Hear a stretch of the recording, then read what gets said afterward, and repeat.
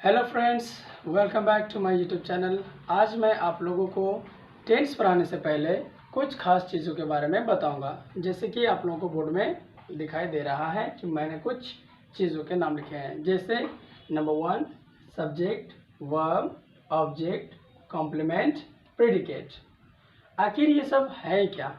ठीक है, तो चलिए सबसे पहले हम लोग सब्जेक्ट को जानते हैं, क्योंकि टेंस को जानने से पहले हमें सब्जेक्ट को, वर्ब को, ऑब्जेक्ट को, कॉम्प्लीमेंट को, प्रेडिकेट को, इन सारी चीज़ों को सही से जानना बहुत ज़रूरी है। तभी आप टेंस को अच्छी तरह से समझ पाएंगे और सेंटेंस को बना पाएंगे। ठीक है, तो चलिए हम चलते हैं। अब यहाँ पर बताते हैं, जैसे कि सब्जेक्ट किसे कहते हैं। सब्जेक्ट किसे कहते हैं, एक सवाल है। किसी भी सेंटेंस को बनाने के लिए दो चीज़ों का होना बहुत ज़रूरी है, सब्जेक्ट और वर्ब का होना ज़रूरी है। जैसे सब्जेक्ट किसे कहते हैं, तो सब्जेक्ट कहते हैं जो किसी काम को करता है या फिर सेंटेंस में जिसके बारे में बात की जाती है उसे ही हम सब्जेक्ट कहते हैं। जैसे गीता स्कूल जाती है, गीता स्कूल जाती है। यहाँ पर जाने का काम गीता कर रही है, इसीलिए गीता इस सेंटेंस में सब्जेक्ट है।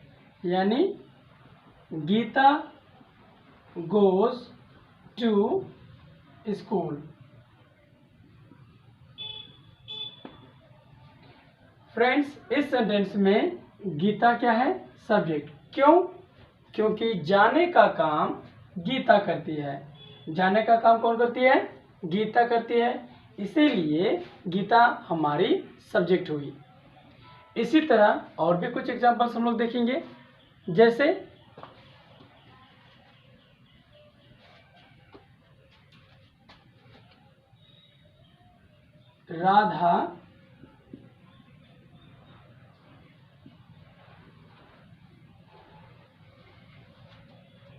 राधा गाती है। इसमें गाने का काम राधा करती है, इसीलिए राधा हमारी सब्जेक्ट हुई। बोलेंगे राधा सिंग्स। राधा गाती है, राधा सिंग्स। राधा हो गई सब्जेक्ट, और कौन सा काम करती है, गाने का काम करती है, तो गाना हमारा हो गया वर्ब। तो राधा कौन सा कार्य करती है, गाने का कार्य करती है, इसीलिए राधा क्या हुई, सब्जेक्ट हुई। अब आइए वर्ब किसे कहते हैं इसको समझिए।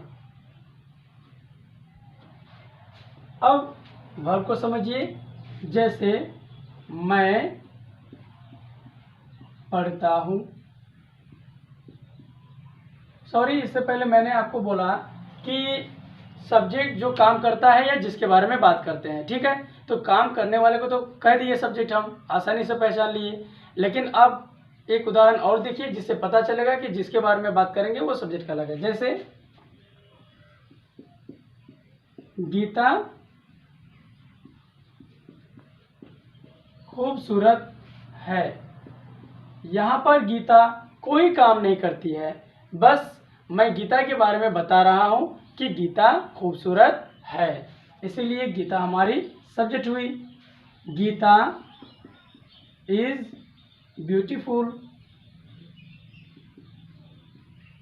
गीता इज ब्यूटीफुल, तो गीता हमारी सब्जेक्ट हुई, because I am talking about Geeta, क्योंकि मैं गीता के बारे में बात कर रहा हूँ। ठीक है,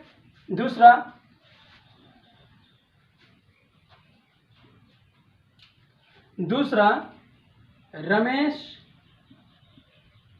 अच्छा लड़का है।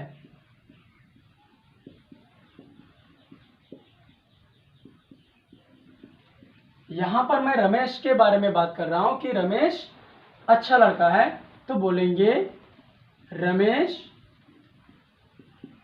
Is a good boy. Ramesh is a good boy, तो रमेश यहां पर हमारा सब्जेक्ट हो गया। उम्मीद करता हूं कि आपको ये समझ में आ गया होगा। तो चलिए अब मैं आपको वर्ब के बारे में बताता हूँ। वर्ब कहते हैं जिससे किसी काम के होने का बोध हो, यानी जिस शब्द से यह पता चले कि कोई काम हो रहा है उसे हम वर्ब कहते हैं। वर्ब इंग्लिश में वर्ब और हिंदी में क्रिया। क्रिया मीन्स काम। देखिए, गीता पढ़ती है।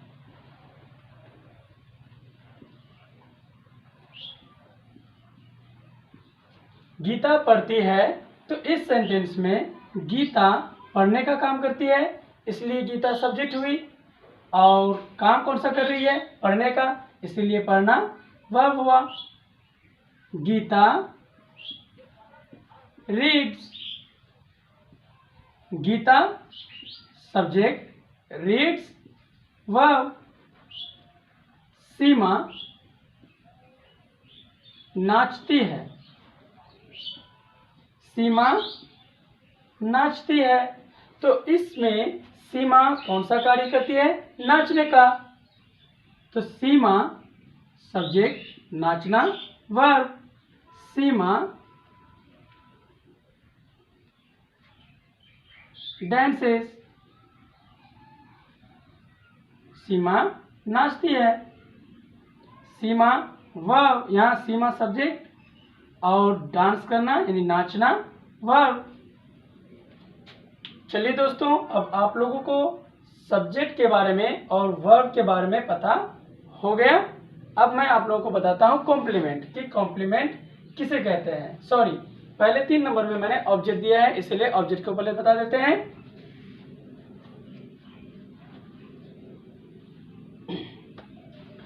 अब देखिए, आप लोगों ने सब्जेक्ट के बारे में पढ़ लिया और वर्ब के बारे में भी पढ़ा। अब हम जानेंगे कि ऑब्जेक्ट किसे कहते हैं।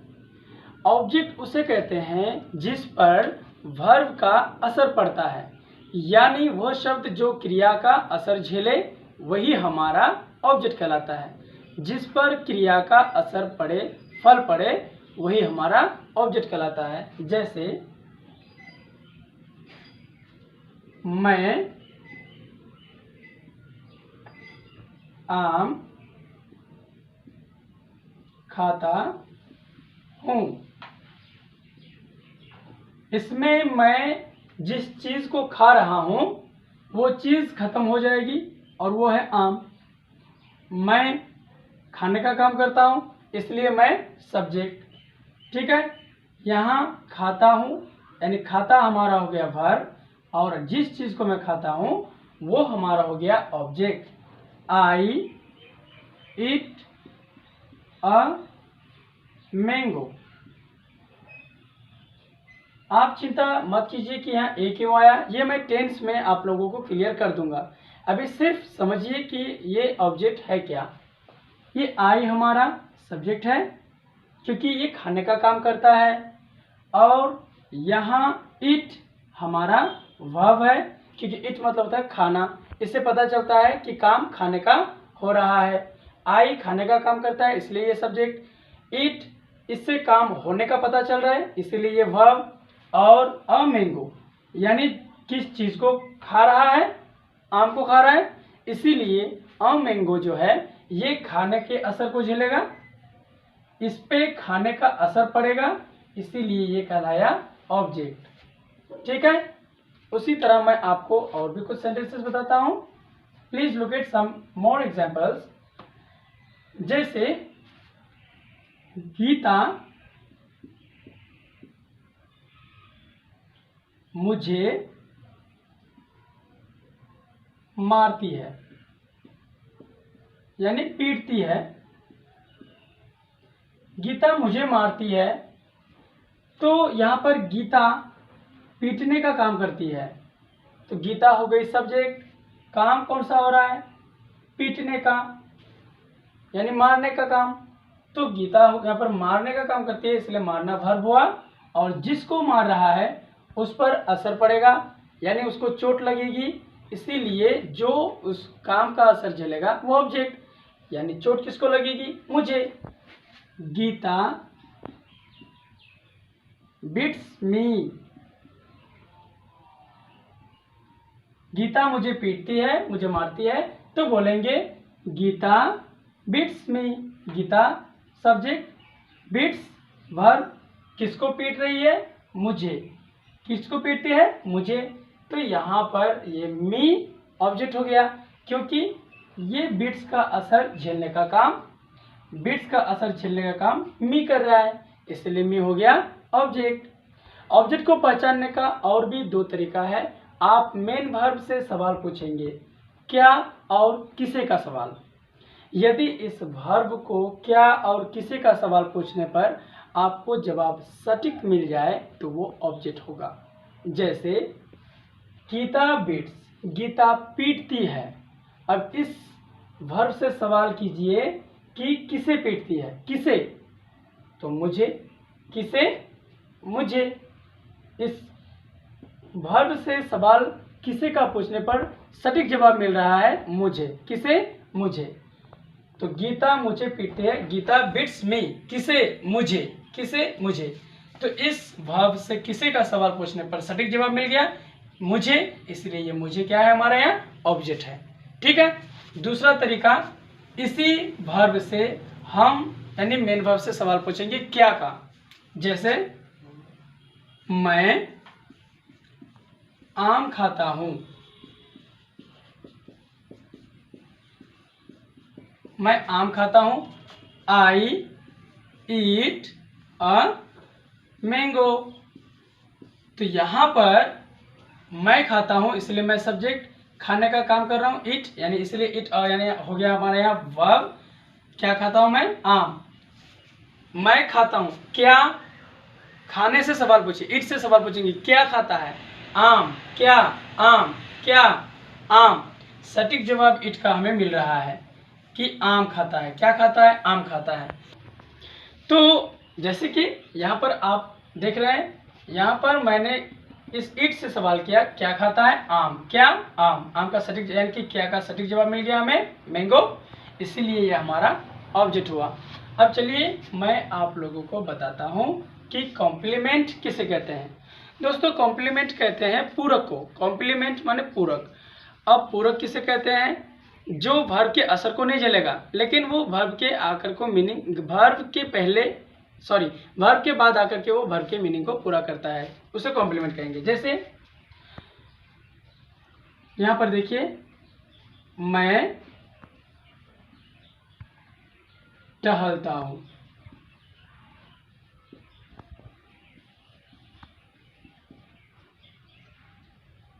मैं सुबह में टहलता हूं। ठीक है। मैं सुबह में टहलता हूं, तो बोलेंगे I walk in the morning. I walk in the morning. मैं सुबह में टहलता हूं। आई हमारा सब्जेक्ट, वॉक मीन्स टहलना, इसलिए ये हो गया वर्ब, और इन द मॉर्निंग ये हमारा हो गया कॉम्प्लीमेंट। ये वॉक का असर नहीं झेल रहा है, ये इस वॉक के बाद जो आया है ये इसकी मीनिंग को पूरा कर रहा है। तो वर्ब के बाद जो आता है, अगर वो वर्ब का असर ना झेले तो वो ऑब्जेक्ट नहीं होगा। क्या का मीनिंग ना दे, किसी का मीनिंग ना दे, अगर क्या और किसी का सवाल पूछेंगे इस मेन वर्ब से, यदि हमें सटीक जवाब मिल जाए तो वो ऑब्जेक्ट, और ना मिले तो वो कॉम्प्लीमेंट। तो यहाँ पर देखिए, I walk in the morning. मैं टहलता हूँ। क्या टहलता हूँ? सुबह में टहलता हूँ। सटीक जवाब नहीं मिल रहा है। किसे टहलता हूँ? सुबह में टहलता हूँ। फिर भी सटीक जवाब नहीं मिला, तो ये क्या है? हमारा कॉम्प्लीमेंट है। I walk in the morning, मैं सुबह में टहलता हूँ। उसी तरह मैं और एक एग्जांपल देकर समझा रहा हूँ आपको। वह रात में पढ़ती है। वो रात में पढ़ती है, तो बोलेंगे she reads at night. In the night नहीं कहेंगे। इन द नाइट का प्रयोग खास रात के लिए किया जाता है। एट नाइट का प्रयोग हर दिन रात में जो पढ़ता है, एवरी नाइट के बारे में बात हो रही है। शी रीड्स एट नाइट, तो ये एट नाइट हमारा कॉम्प्लीमेंट है। और ये रीड्स हमारा वर्ब है, शी हमारा सब्जेक्ट। ये रीड से सवाल पूछेंगे क्या, रात में, किसे, रात में। सही जवाब नहीं मिल रहा है, सटीक नहीं मिल रहा है, इसीलिए ये हमारा ऑब्जेक्ट नहीं होगा, ये कॉम्प्लीमेंट होगा। दोस्तों वर्ब को पहचानने का एक तरीका और भी है, जिस हिंदी शब्द का अंत ना से होता है वो वर्ब कहलाता है। हंसना, रोना, खेलना, कूदना, गाना एटसेट्रा। ठीक है, कुछ चीज़ों को छोड़कर, जैसे दाना, चना, नाना एटसेट्रा, इन सबको छोड़कर बाकी सब क्या होगा, वर्ब होगा। अब एक लास्ट में है प्रेडिकेट। इसको बताने के बाद मैं आपको टेंस सिखाऊंगा। प्रेडिकेट किसे कहते हैं? प्रेडिकेट कहते हैं विधेय को। अब प्रेडिकेट है क्या? सब्जेक्ट के बाद जितने भी शब्द आते हैं ना, वो सब प्रेडिकेट होता है। यूं कहें कि सब्जेक्ट के अर्थ को पूरा करने वाला प्रेडिकेट होता है। जैसे राधा हंसती है,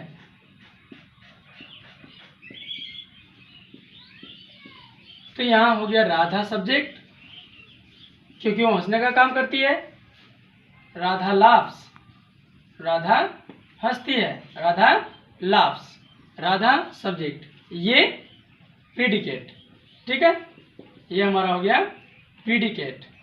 उसी तरह गीता,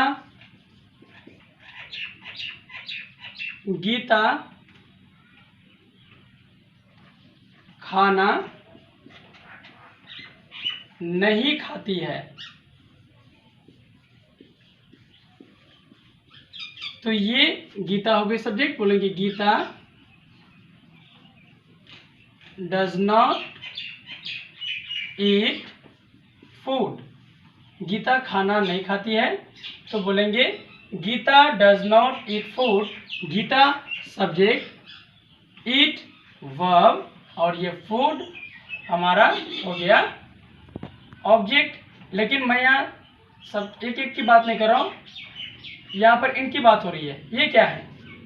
तो गीता सब्जेक्ट है, सब्जेक्ट के बाद जितने भी ये सारे आए हैं शब्द, ये सब मिला करके कहेंगे इनको प्रेडिकेट। यानी सब्जेक्ट के बाद आने वाले सभी शब्द क्या कहलाएंगे? प्रेडिकेट कहलाएंगे। ठीक है, thank you very much for watching this video.